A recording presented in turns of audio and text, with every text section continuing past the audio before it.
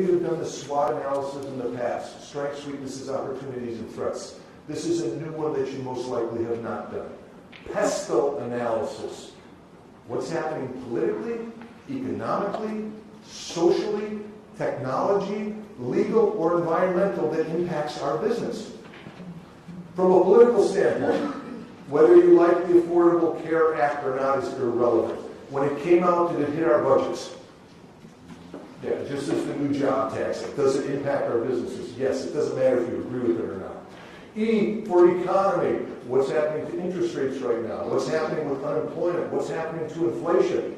And by the way, if we don't understand the underlying structure of how those numbers are calculated, the government gives us, I'm not saying misleading numbers, not to be conspiratorial, but they have different agendas. If we're using those numbers to start understanding the overall industry we compete in, that's going to impact our financial analysis. If you miss the boat for inflation, you're going to lose a year or two where you're comparing the wrong information. You're going to wind up saying, hey, we were $100 million in sales, we grew to $105 million. Great, 5% growth. And then you recognize that the real inflation rate, when it knocks it down, it's a very small growth pattern. Did we recognize that? Possibly not.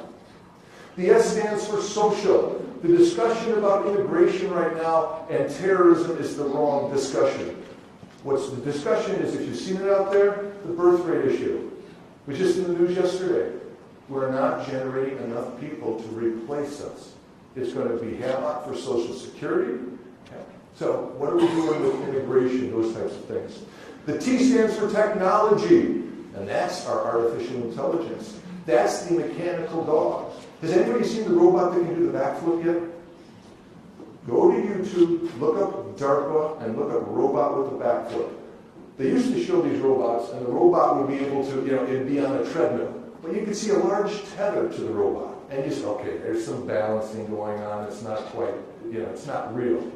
This robot goes up to a box, looks at it, jumps over it. Goes to a bigger box, jumps over that. Goes up to the next box, jumps up like you see some of the football people do on the commercial where they go up a couple feet in the air. Then turns around and executes what I would consider a perfect backflip. Our robots are going to be replacing all types of things. Driverless elevator car? We will have driverless vehicles on a regular basis. That's a given. All the accidents and stuff are just part of our iterative process to get there. I just read yesterday, 2028, robots on our battlefields. We're also going to go in that direction. It's going to change the war. So what will the technology do to your business? The L stands for legal. What type of legal things are going on that could impact us? Different lawsuits, different trends, etc. And the last E is for environmental. What are we doing with our recycling, with our green products? What are we doing with solar? What are we doing with wind? And once we start looking at all those, then we have an understanding of the complete environment in which our business operates.